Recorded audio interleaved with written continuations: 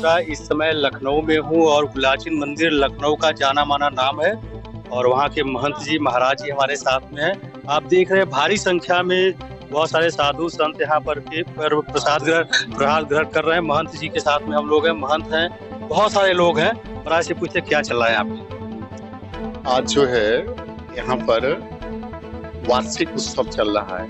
महंत राम प्रियदास जी का पुण्यतिथि के अवसर पर प्रत्येक वर्ष इस प्रकार का पूरे मंडल, लखनऊ मंडल जितने भी सब आमंत्रित किए जाते हैं। जितने भी महंत हैं, जितने भी संत हैं, सभी लोग आते हैं यहाँ पर प्रसाद ग्रहण करते हैं, उनको दक्षिणा दी जाती है। यानी कि आपका वार्षिक कार्यक्रम है, तो लखनऊ के जितने भी महंत महाराज हैं सब लोग यहाँ पे उपस्थित हैं इस समय? सभी जितने भी महंत हैं यहाँ पे, इसको मंडल कहा जाता है। हाँ, तो मंडल में जितने भी महंत होते हैं वो सब यहाँ पर वर्ष में उपस्थित होते हैं। आज मांडलिक कार्यक्रम चल रहा है।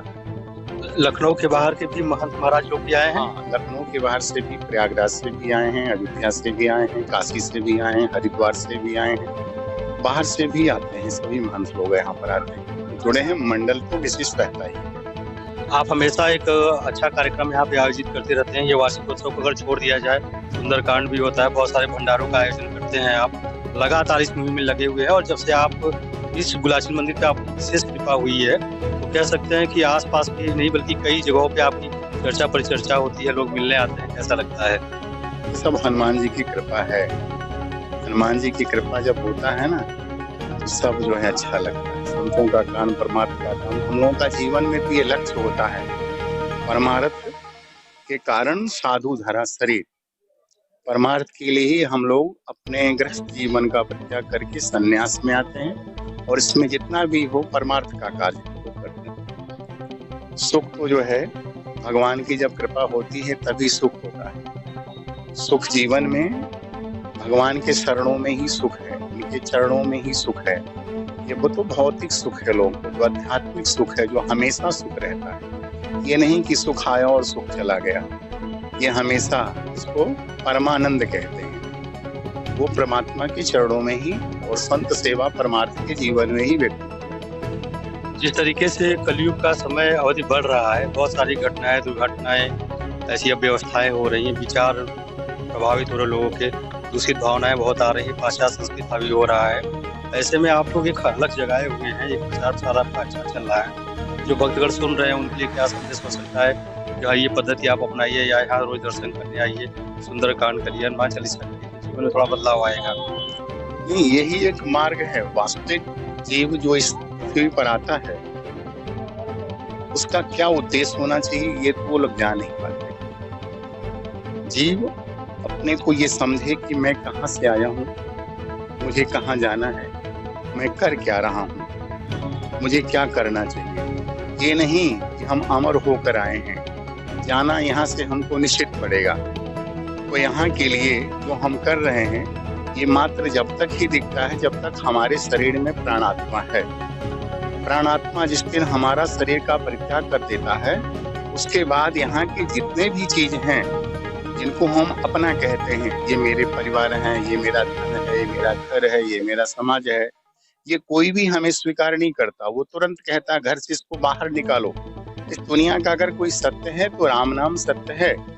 तो सत्य के प्रति हर व्यक्ति को अग्रसर होना चाहिए।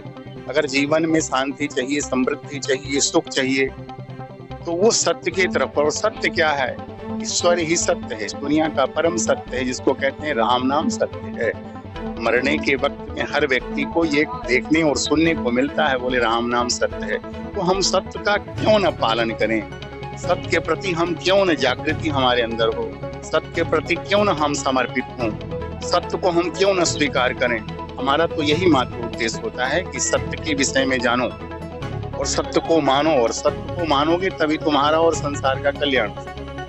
लोग बहुत सारी चीजें ये जानते हैं कि जीवन का मृत्यु है, लेकिन माया और लालच जो ऐसे प्रभावी हो गए इंसान पे कि वो ईश्वर के यहाँ दर्शन करने तो आता है लेकिन आप साथ नहीं कर पाता है। मंदिर तो आता है, घंटी भी आता है, चर्च होकर चला जाता है, लेकिन ये नहीं समझ पाता कि हमें क्या करना चाहिए, जीवन का मुख्य उद्देश्य क्या है। ये दो चीजों से बचने के लिए एक आम इंसान क्या करे? मोह और लालच से बचने के लिए क्या करे? बस केवल वो आना प्रारंभ। जैसे बच्चा कभी पढ़ना नहीं चाहता है, स्कूल जाना नहीं चाहता, परंतु उसके माँ बाप उस बच्चे को जबरदस्ती स्कूल ले जाते हैं। उसको एक अभ्यास, धीरे धीरे वो जाना शुरू करे, कम से कम जाना शुरू करे। पढ़ना तो बाद में होगा उसके लिए, पहले वो जाना तो शुरू करे, स्वीकार करे, उसको मन लगे जाने में। तो जब वो जाने लगता है, जब उसके बच्चों से प्रेम होने लगता है, तो फिर घर नहीं, फिर बच्चे को स्कूल अच्छा लगता है कि माँ मैं स्कूल जाऊंगा। उसी प्रकार से भगवत शरण में कोई भी मंदिर में आना पहले प्रारंभ करे, वो अपने आप उसको अच्छा लगने लगेगा और फिर अपने आप उसमें परिवर्तन आने लगेगा और स्वीकार कर लेगा।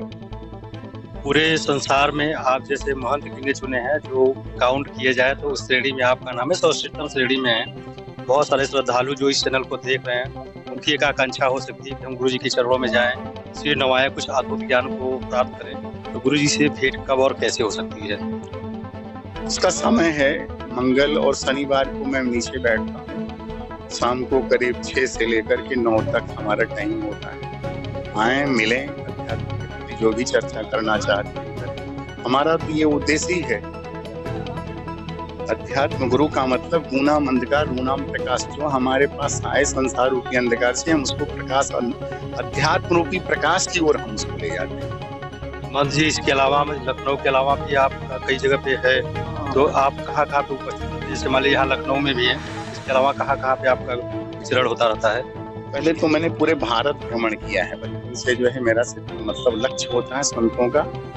संत का मतलब और साधु का मतलब साधनों की साधवा, जो साधना करता हो, साधन के प्रति नहीं साधना के प्रति अग्रसर हो। साधन तो दुनिया ढूंढती रहती है, करती रहती, साधन में व्यस्त रहता है, परंतु जीवन में हमारा संतों के पास साधना होता है। और जब साधना संपन्न मैं जीवन में हो जाता हूँ, तो सारे साधन लेकर के लोग हमारे पास उपस्थित होते हैं। वो किसी प्रकार का जो है ये साधन की हमें आवश्यकता पड़ती नहीं, क्योंकि साधन को तो हम छोड़ देते, घर परिवार समाज से दूर हम हो जाते हैं। तो इसलिए जो है हमारा स्थान पूरे भारत में, महाराष्ट्र में भी है, वहाँ भी कई हमारे चेले हैं, बीड़ में है, पुणे में है, मध्य प्रदेश में भी है, फिर बंगाल कोलकाता में भी है, बिहार में बख्तियारपुर, नीतीश कुमार भी मेरे भगत हैं, बिहार के मुख्यमंत्री, वो भी हमारे पास आते जाते हैं। और बड़ा आश्रम है जहाँ सरस्वती शिशु विद्यालय चलता है, 400-500 बच्चे पढ़ते हैं। ये कार्यक्रम चलता रहता है हमारा। भंडारा साल में कम से कम 10-12। यानी कि ये हम जो समझ पाए हैं कि ये हिंदू धर्म और आध्यात्मिक विचारधारा की मजबूत स्तंभ आप हैं, और एक अलग ज्योति जगा के चल रहे हैं कि समाज में जो अज्ञान से लोग भरपूर हैं, ज्ञान और प्रकाश की तरफ अग्रसर हो सके। बिल्कुल भाई, भगवान की कृपा है, हो जाए, बड़ी अच्छी बात है। संत के साथ जब जो व्यक्ति मिल जाता है तो जीवन में उसको शांति मिल जाती है। अध्यात्म की तरह 9 प्रकार के भक्तियों में प्रथम भक्ति बताया। प्रथम भक्ति संतन कर संगा, दूसरा रति मम कथा प्रसंगा। तो पहले संत के पास आप जाना सीखो, संत को मानना सीखो, और संत के पास जब जाओगे तो फिर जानना सीखो, फिर तो सब कुछ हो जाएगा, जो चाहोगे वो मिल जाएगा, शांति मिल जाएगी। धन्यवाद सर। जय। आप देख रहे हैं कि महंत जी प्राचीन मंदिर के और बहुत सारे कार्यक्रम आयोजित करते हैं और समाज में एक नई दिशा विचारधारा लेकर के चल रहे हैं, और बहुत सारे युवकों और लोगों का जीवन इन्होंने परिवर्तित किया है। आप ये देखिए कि लखनऊ और अयोध्या और पूरे देश से संत आए हुए हैं, और ये बहुत बड़ा और